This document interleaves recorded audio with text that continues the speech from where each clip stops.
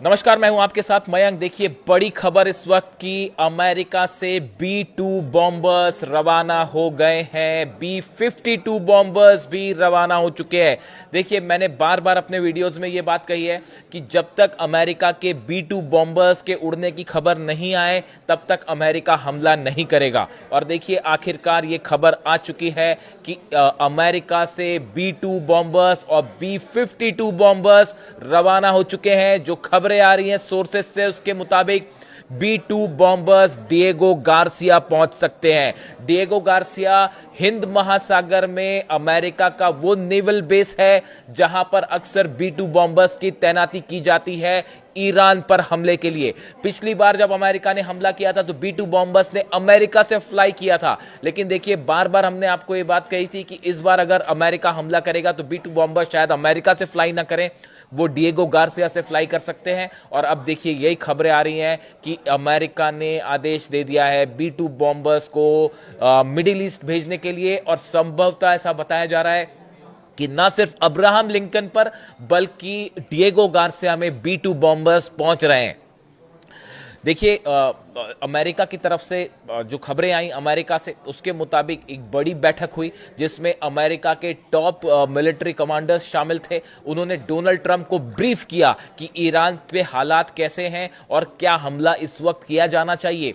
दो तरह की खबरें हैं, दो तरह की रणनीति बनी है अमेरिका की तरफ से। पहली रणनीति यह है कि जो ईरान के इंपॉर्टेंट लोकेशंस हैं उस पर हमला किया जाए। मैं आपको बताता हूं ये इंपॉर्टेंट लोकेशंस क्या हो सकती है। देखिए, ये इंपॉर्टेंट लोकेशंस, अली खामेनी साहब का जो ऑफिस है हो सकता है कि उसको टारगेट किया जाए। IRGC का जो ऑफिस है, हेडक्वार्टर है, वो निशाने पर है अमेरिका के। इसके अलावा अलग अलग कमांडर्स जो हैं ईरान के, ये निशाने पर हैं। इस तरह की खबरें आ रही हैं। लेकिन इसी बीच ईरान ने एक बड़ा मिलिट्री एक्सरसाइज शुरू कर दी है स्ट्रेट ऑफ हॉर्मूज में। और ये खबरें आ रही हैं कि अगले 24 से 48 घंटे में ईरान स्ट्रेट ऑफ हॉर्मूज को बंद कर सकता है। अगर ईरान ने स्ट्रेट ऑफ हॉर्मूज को बंद कर दिया तो यह बहुत बड़ा झटका होगा, न सिर्फ अमेरिका के लिए बल्कि पूरे यूरोप के लिए। यहां से निकलने वाले सब शिप्स रोक दिए जाएंगे। अब देखिए, जिस तरह की खबरें हैं, एक बार बार ये सवाल पूछेगा कि अब तक अमेरिका ने हमला क्यों नहीं किया। देखिए, एक बड़ी बैठक हुई है इजराइल में, और इजराइल में जो सेंटकॉम है उसके चीफ, अमेरिका का जो सेंट्रल विंग सब कुछ देखता है, मिडिल ईस्ट पर हमलों की पूरी प्लानिंग करता है, हमलों की रणनीति बनाता है, उसके जो चीफ है, सेंटकॉम के चीफ एडमिरल ब्रैड कूपर, ये पहुंचे थे इजराइल। और इन्होंने IDF के जो चीफ ऑफ स्टाफ हैं इयाल जमीर, यानी इजराइल की सेना के जो चीफ हैं, उनसे मुलाकात की।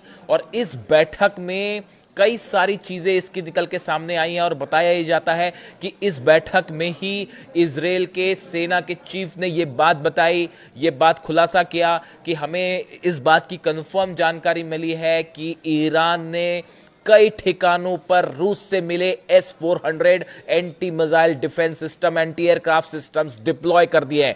देखिए, हमने आपको सबसे पहले यह बात बताई थी कि ईरान को जो है वो रूस का S-400 मिल चुका है। उस समय कई सवाल उठे, कई लोगों ने पूछा कि आपके पास ये खबरें कैसे आ रही हैं, हो सकता है ये खबर गलत हो। लेकिन अब इजराइल के जो चीफ ऑफ स्टाफ हैं वो खुद ये बात कह रहे हैं कि S-400 चप्पे चप्पे पर तैनात है। इतना ही नहीं, वो सुखोई 35 जेट्स का भी कंफर्मेशन दे रहे हैं कि हां, ईरान के पास कई सुखोई 35 जेट्स पहुंच चुके हैं। ऐसे में क्या B-2 बॉम्बर्स अब S-400 के निशाने पर हैं? क्या अमेरिकन जेट्स जो हैं F-35 वो S-400 के निशाने पे हैं? और यही वजह है कि अब तक हमला नहीं हुआ।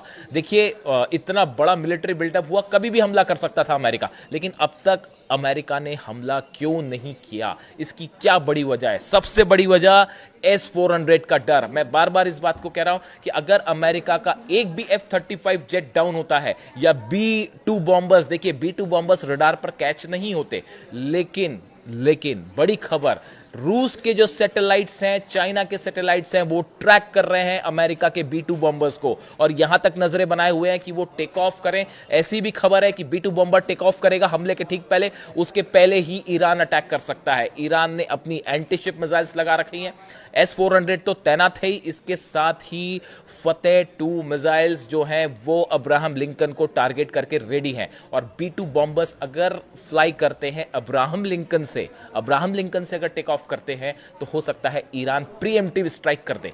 यही बात कही जा रही है डिएगो गार्सिया के लिए। ये जो ईरान ने ICBM टेस्ट किया, करीब 7,000 किलोमीटर का टेस्ट किया गया, ये 10,000 किलोमीटर रेंज है, करीब 4,000 किलोमीटर का डिस्टेंस है डिएगो गार्सिया से ईरान का। बताया ये जा रहा है जरूरत पड़ेगी तो इस मिसाइल से डिएगो गार्सिया पर भी हमला हो सकता है। अगर ईरान इस बात को लेकर कंफर्म होता है कि B-2 बॉम्बर्स उड़ान भरने जा रहे हैं, पहले ही प्रीएम्प्टिव स्ट्राइक हो सकती है। यानी B-2 बॉम्बर्स वर्सेस फतेह मिसाइल अब देखने को मिलने वाला है मिडिल ईस्ट में। देखिए, मैंने बार बार ये बात कही कि अब्राहम लिंकन जब तक नहीं आएगा तब तक हमला नहीं होगा, और यही बात हुई। अब्राहम लिंकन अब पहुंच गया और डोनाल्ड ट्रंप कह रहे हैं कि दूसरा एयरक्राफ्ट कैरियर भी पहुंच रहा है।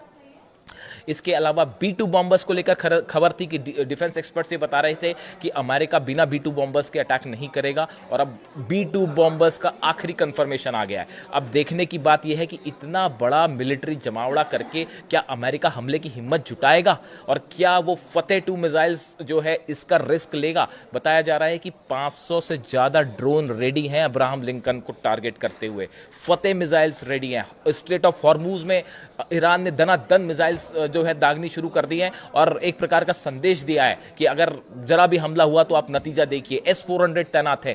यही वजह है कि इजराइल भी इस बात को लेकर पूरी तरह से श्योर नहीं है कि क्या हमला होना चाहिए या नहीं होना चाहिए। अब एक बड़ी मुश्किल है, मिलिट्री जमावड़ा तो कर लिया ईरान ने, लेकिन अमेरिका ने, लेकिन क्या अमेरिका हमला करेगा, क्या ट्रंप हमला करेंगे, इसको लेकर अभी भी सवालिया निशान बना हुआ है। लेकिन इसी बीच जो B-2 बॉम्बर्स की खबर है, ये कान खड़े करने वाली खबर है, और 48 घंटे में इस बात को निगरानी रखने की जरूरत है कि ये B-2 बॉम्बर्स का मूवमेंट क्या होता है, क्या ये ईरान की तरफ फ्लाई करते हैं, और अगर करते हैं तो इसका मतलब होगा एक बड़ी जंग मिडिल ईस्ट में। इससे जुड़ा जो भी अपडेट होगा आप तक पहुंचाएंगे। Thank you so much.